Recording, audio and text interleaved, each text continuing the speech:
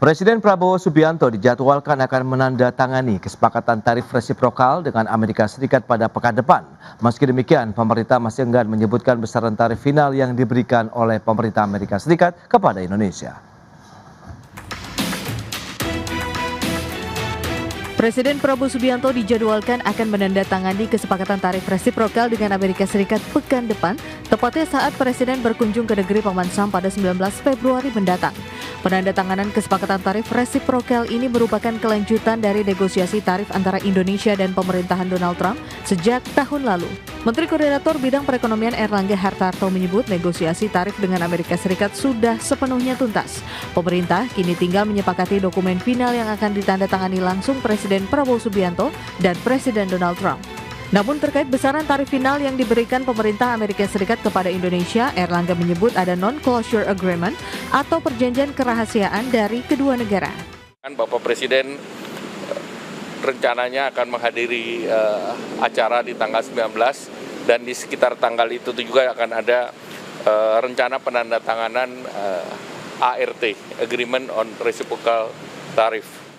Sementara itu, salah satu poin penting dalam kesepakatan tersebut adalah kepastian Amerika Serikat untuk menghapus tarif impor khusus pada komoditas seperti sawit, kopi, minyak kelapa, dan kakao.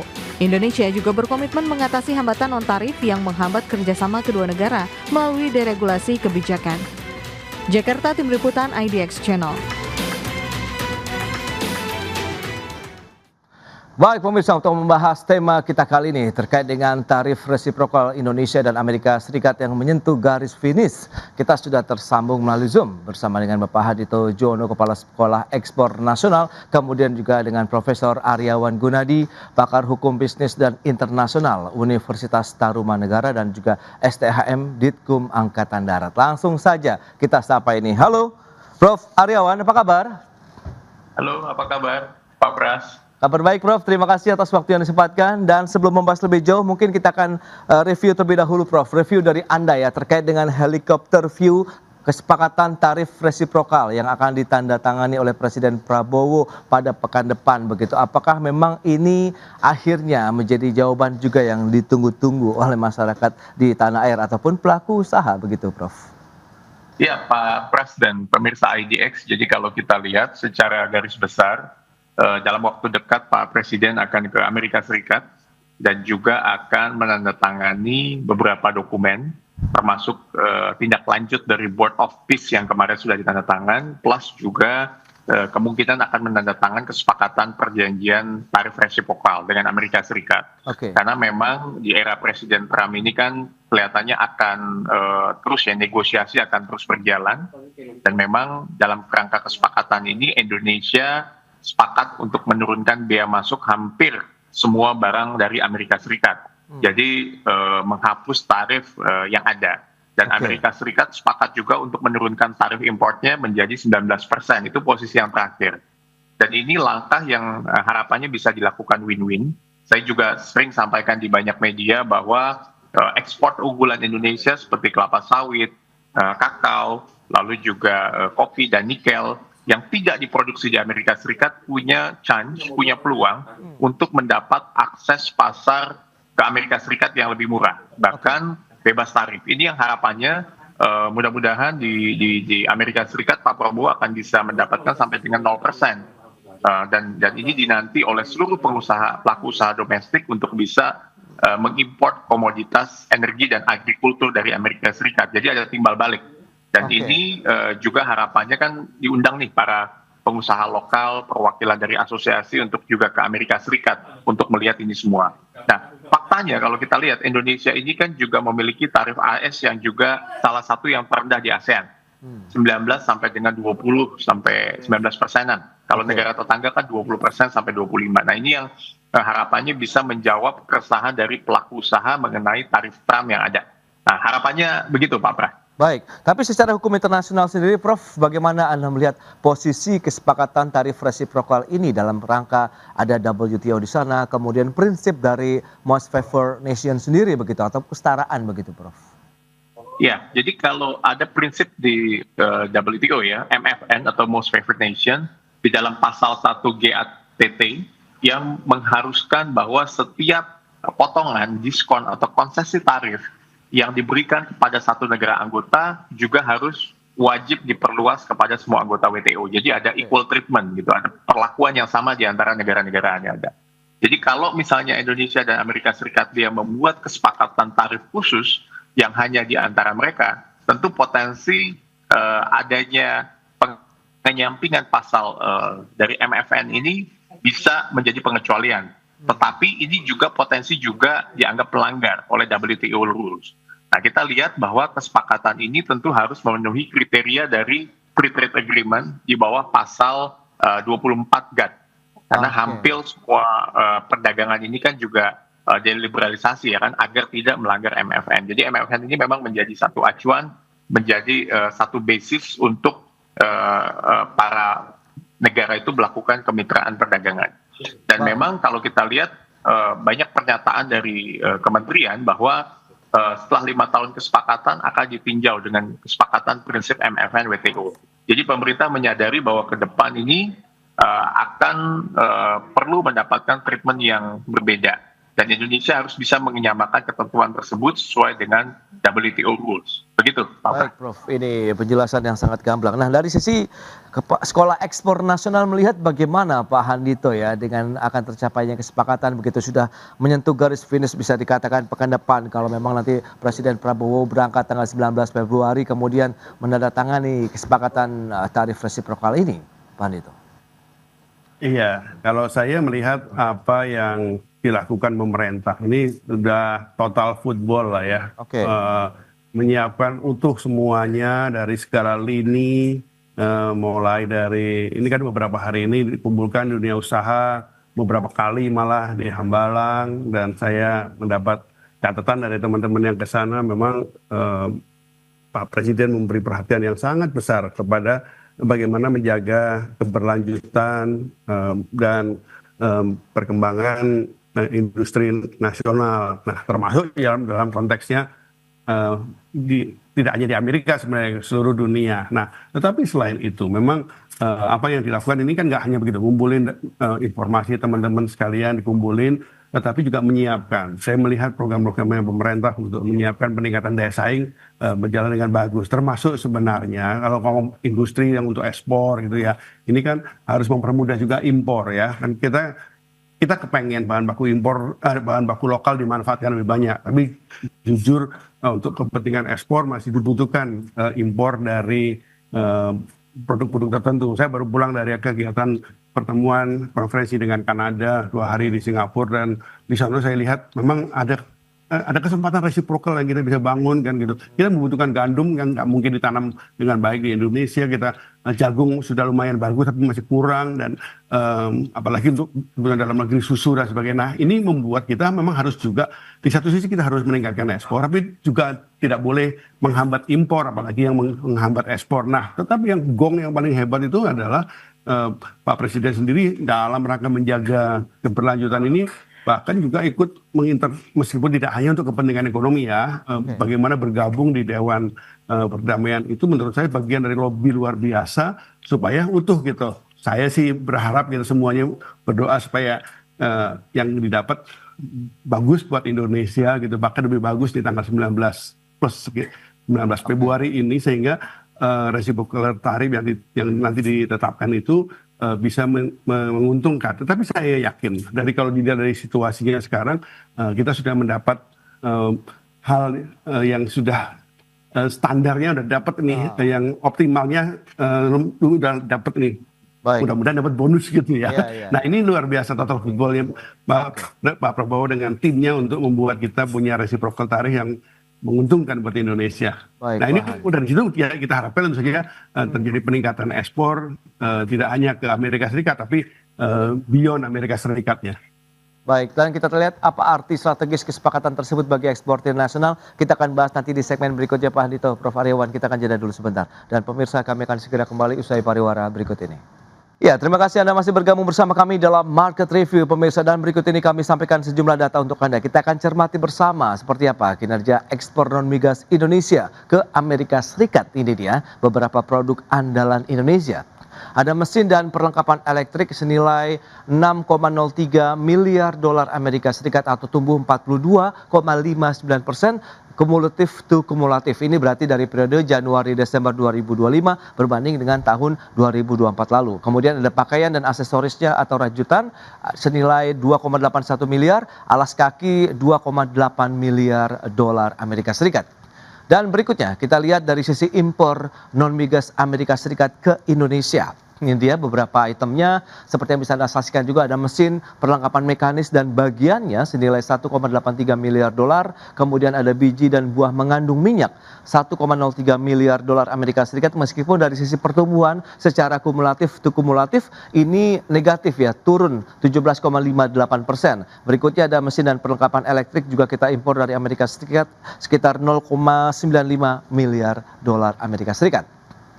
Dan selanjutnya kita akan cermati negara penyumbang surplus terbesar Indonesia. Nah ini dia surplus perdagangan kita dalam beberapa tahun terakhir yang sampai dengan lebih dari 60 bulan berturut-turut. Ini dari mana saja? Ini dia periode Januari-Desember 2025 Amerika Serikat menempati posisi pertama 21,12 miliar dolar Amerika Serikat. Menyusul India 13,62 miliar. Kemudian ada Filipina 8,33 miliar dolar Amerika Serikat.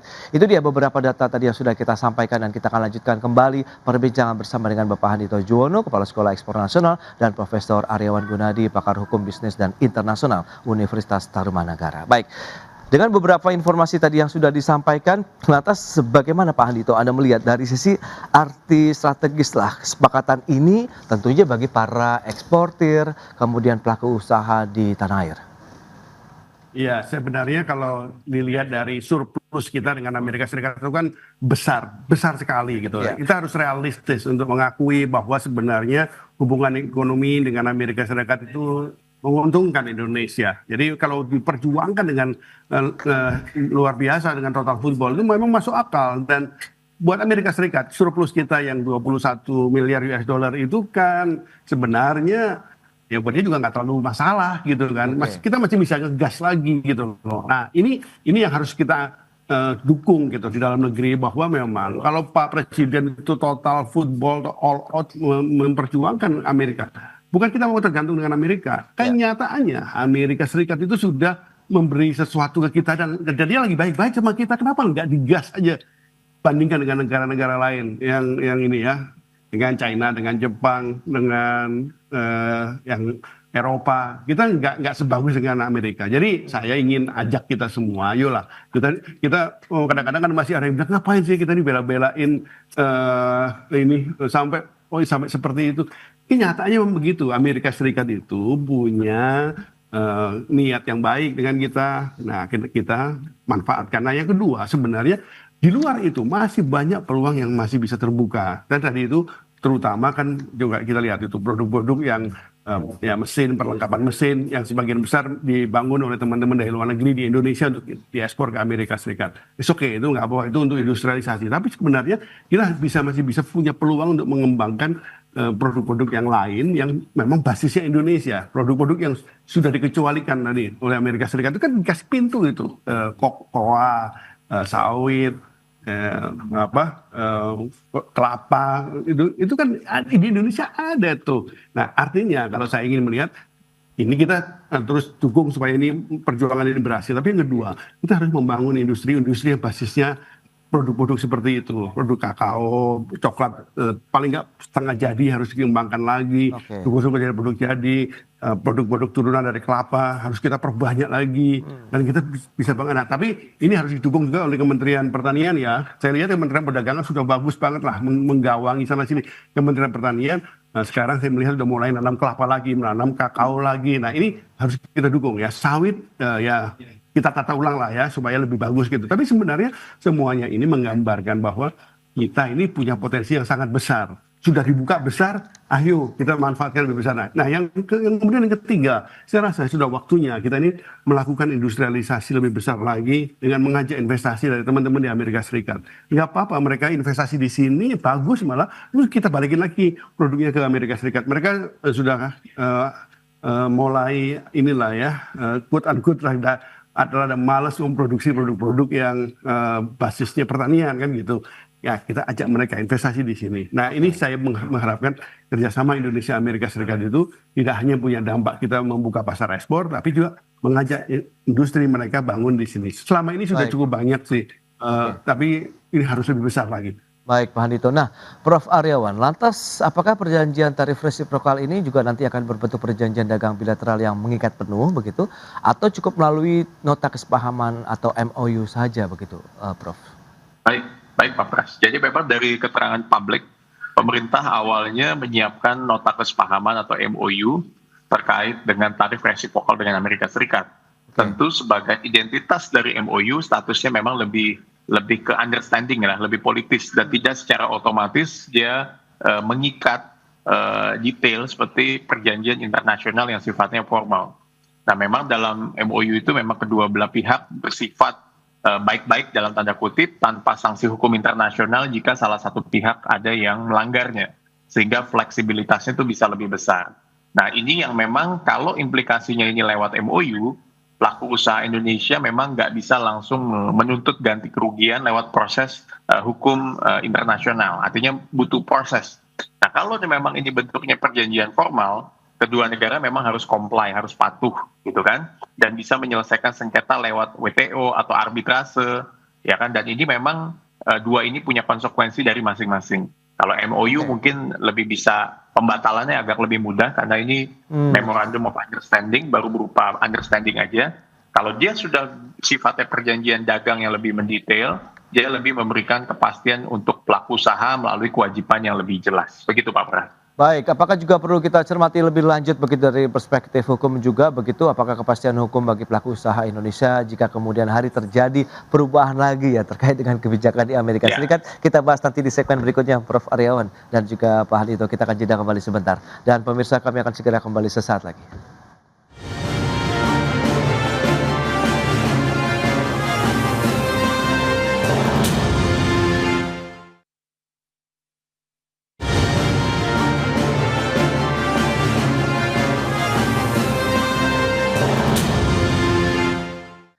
Ya, terima kasih Anda masih bergabung bersama kami dalam Market Review dan kita akan lanjutkan kembali perbincangan bersama dengan Prof. Aryawan Gunadi dan juga Bapak Handito Juwono. Ya, Prof, dari perspektif hukum bisnis, lantas bagaimana kalau kita bicara kepastian hukum bagi pelaku usaha Indonesia? Mengingatkan Presiden Donald Trump ini juga unik begitu ya, kadang-kadang suka berubah begitu dengan kebijakannya. Begitu Anda melihat bagaimana nanti ke depannya? Iya, jadi kalau memang bagi pelaku usaha kepastian hukum tergantung pada bentuk dan mekanismenya ya lewat perjanjian itu. Jadi Amerika Serikat itu mungkin nggak bisa diubah sembarangan karena ada kewajiban Amerika Serikat. Nah Indonesia memang bisa menggunakan mekanisme WTO untuk penyelesaian sengketa untuk menuntut pemenuhan kesepakatan. Nah sebaliknya jika hanya berupa MOU yang tadi saya bilang atau deklarasi yang sifatnya political declaration, perubahan kebijakan itu akan lebih sulit ya. Artinya pemerintahan baru membatalkan kebijakan Trump yang sebelumnya yang dulu liberal sekarang proteksionisme. Nah ini memang IMF juga mencatat bahwa kebijakan tarif Trump ini kan menjadi catatan bagi ketidakpastian global, artinya tidak seluruhnya didukung. Nah tentu dengan adanya perjanjian resmi yang menjamin tarif maksimum 19%, harapannya perusahaan di Indonesia bisa mendapat kepastian jangka menengah untuk menyesuaikan strategi bisnisnya nih, ketika dia produknya itu masuk ke Amerika Serikat. Dan pelaku usaha akan juga bisa mengandalkan ketentuan kontraktual, misalnya klausula force majeure atau renegosiasi atau regulasi WTO yang memungkinkan sanksi jika Amerika Serikat melanggar barang ini tidak sesuai, lalu tarifnya itu beda-beda gitu ya. Nah ini yang makanya harapannya ini bisa dilakukan dalam satu dokumen resmi yang menjadi acuan untuk semua pihak, begitu Pak Pras. Baik, nah dari Pak Handito sendiri bagaimana melihat begitu dengan aspek-aspek perlindungan juga bagi pelaku usaha lokal, kemudian tadi ada beberapa komoditas unggulan kita yang ternyata justru mendapatkan karpet merah juga untuk ekspor ke Amerika Serikat begitu Pak Handito? Iya, sebenarnya ini kita perlu dorong terus ini, kita perlu semangati terus pemerintah untuk melakukan lebih lanjut lagi. Selama ini kan kita banyak melakukan FTA, SEPA dengan banyak negara. Saya rasa momentum ini kita perlu pakai untuk ke sana. Menurut saya ini sekarang ini Amerika Serikat dan presidennya itu sedang baik pada Indonesia gitu ya. Maksudnya ya kita bangun hubungan yang lebih terikat gitu. Apalagi kalau cuman MOU Amerika Serikat sudah nggak menggubris WTO, bisa-bisa dia keluar dari WTO juga kan gitu. Nanti perjanjian bilateral perdagangan dan investasi dengan Amerika Serikat, saya rasa perlu kita bangun lebih cepat ini. Dan kalau melihat track record kita, perunding Indonesia ini dari Kemendak dan Kemlu itu udah sekarang udah bagus gitu ya. Nah ini kita dorong supaya kerjasama kita dengan Amerika Serikat berkelanjutan. Yang kedua, kalau kita melihat apa yang sekarang terjadi sebenarnya, ini kan memberi sinyal yang baik gitu. Indonesia ini bisa main lebih besar lagi. Saya sih mengapresiasi Pak Presiden kemudian memutuskan untuk bergabung di Dewan Perdamaian meskipun mendapat banyak masukan dari dalam negeri, tapi kan sudah dirangkul semuanya. Dan ini kan menempatkan Indonesia dalam posisi di diplomasi internasional itu sudah naik kelas gitu. Kita ini Presiden Indonesia itu sudah sejajar dengan presiden negara-negara besar yang lain. Ini harus dimanfaatkan untuk kepentingan perekonomian Indonesia. Nah ini yang nanti lobby-lobby yang lebih lanjut ini harus kita perkuat. Nah, termasuk di dalamnya sebenarnya mengajak dunia usaha Indonesia. Saya melihat Pak Presiden udah ngajakin Apindo, Kadin, Gapmi, semuanya diajakin untuk memikirkan ini. Nah, ini kebersamaan ini yang saya rasa perlu kita wujudkan. Nah, termasuk di dalamnya menurut saya ini kita sudah waktunya lagi membangun pusat-pusat distribusi yang lebih besar lagi di Amerika Serikat. CEO Danantara, Bang Rosan pernah jadi duta besar Indonesia di Amerika Serikat. Beliau pasti paham gitu dengan baik di mana dan bagaimana beroperasi di Amerika Serikat. Maksud saya, apa yang sekarang sudah dilakukan dengan lobby-lobby yang sifatnya total football all out ini harus dilanjutkan dengan kita membangun yang real, yang berjangka panjang di sana. Dan saya yakin kalau hubungan Indonesia dengan Amerika Serikat dibangun lagi, maka tidak hanya perekonomian kita jadi lebih baik, tapi posisi lobby diplomasi Indonesia di internasional juga makin kuat. Oke, menarik itu dia. Nah, dari sisi tata kelola pemerintahan, kira-kira nih Prof, apa saja mungkin yang bisa kita berikan rekomendasi terkait dengan prinsip transparansi, akuntabilitas begitu yang harus dijalankan oleh pemerintah dan sesudah terutama ya penandatanganan kebijakan ataupun kesepakatan tarif resiprokal ini, Prof Aryawan. Iya, jadi memang pemerintah perlu menerapkan prinsip good governance secara baik dan ketat ya. Dan sebelum penandatanganan ini kan proses negosiasi kan terus dijalankan kan secara terbuka. Ya kan, menyusun panduan delegasi, melibatkan stakeholder, asosiasi bisnis dan DPR untuk masukan, publik pun juga tahu dan juga mempublikasikan kerangka kesepakatan ya. Nah, ini juga menjadi penting dan pembuatan landasan hukum itu juga menjadi penting. Misalnya ada perpres atau undang-undang yang menjadi pengesahan sehingga eksekusinya itu bisa berjalan. Ya kan, misalnya berkaitan dengan penganggaran kontrak gitu kan ya, bagaimana berkaitan dengan pembelian energi, ya kan, yang harus transparan dan bisa diaudit dan perlu adanya transparansi penetapan harga, akuntabilitas kontrak atau investasi. Jadi ada mekanisme evaluasi, pelaporan dan juga pengawasan baik oleh DPR, BPK, KPK yang memang kita harus pastikan ini bisa berjalan. Dan semua dokumen perjanjian akhir sampai dengan negosiasi itu bisa diinformasikan kepada publik dan menjamin ini menjadi sumber kepastian hukum yang lebih jelas sehingga kita menghindari penyimpangan yang ada. Begitu Pak Perdana. Baik, nah dari Pak Andito rekomendasi kepada pemerintah agar implementasi tarif resiprokal ini akhirnya memberikan dampak ya dari sisi peningkatan devisa negara juga, kemudian ada penciptaan lapangan kerja di sana nih Pak Andito. Iya betul, dan ini kalau hampir 1 tahun lalu ketika muncul isu hukuman dari Trump, ini kan saya mengatakan thanks to Trump. Dan sekarang kita harus berterima kasih pada Trump, bukan memuji Trumpnya, bukan. Tapi apa yang dilakukan oleh Trump dengan ngoyak-ngayo, bongkar-bongkar perdagangan dunia ini, membuat kita jadi lebih siap gitu. Daya saing menurut saya harus ditingkatkan. Bagaimana menjaga agar industri kita produktif, bagaimana kita bisa mendapatkan bahan baku, termasuk dari impor yang bagus, tetapi kita perbesar ekonomi industri kita agar ekspor kita lebih besar lagi. Jadi mudah-mudahan ini kan menjelang garis finish. Nah, dan garis finish kita harapkan kita menang. Baik, terakhir Prof Aryawan, bagaimana Anda melihat ke depan begitu dengan adanya kesepakatan tarif resiprokal yang ini akan menyentuh garis finish begitu ya. pekan depan akan segera ditangani oleh Presiden, akankah Ya. memberi angin segar juga bagi ekonomi Indonesia? Ya, harusnya ini bisa menjadi angin segar, artinya Pak Presiden itu kan bermitra sesuai dengan politik luar negeri kita bebas aktif bermitra baik dengan timur, barat, belahan dunia Asia Tengah, Asia Selatan, dan sebagainya, semua pihak lah. Kita bekerjasama bermitra gitu kan, termasuk dengan Amerika Serikat.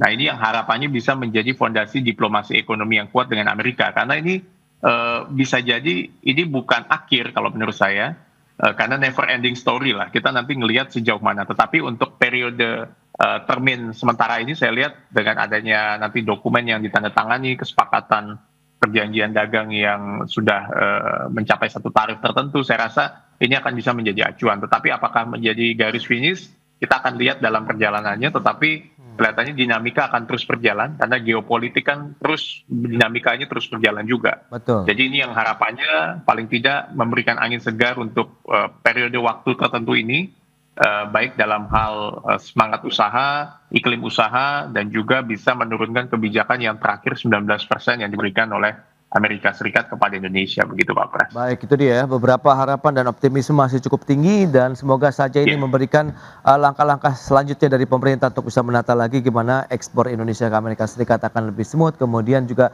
kebutuhan-kebutuhan untuk barang impor juga akan lebih mudah lagi dari Amerika Serikat ke Indonesia yang disesuaikan dengan kebutuhan bahan pokok atau dalam artian bahan baku untuk industri nasional kita. Pak Andito, kemudian Prof. Aryawan, terima kasih banyak atas informasi update yang disampaikan kepada pemirsa pada hari ini. Selamat melanjutkan aktivitas Anda kembali. Salam sehat, sampai berjumpa kembali Prof. Terima kasih. Salam sehat, salam berjuang untuk yang ke Amerika Serikat. Terima kasih Pak Andito. Terima kasih.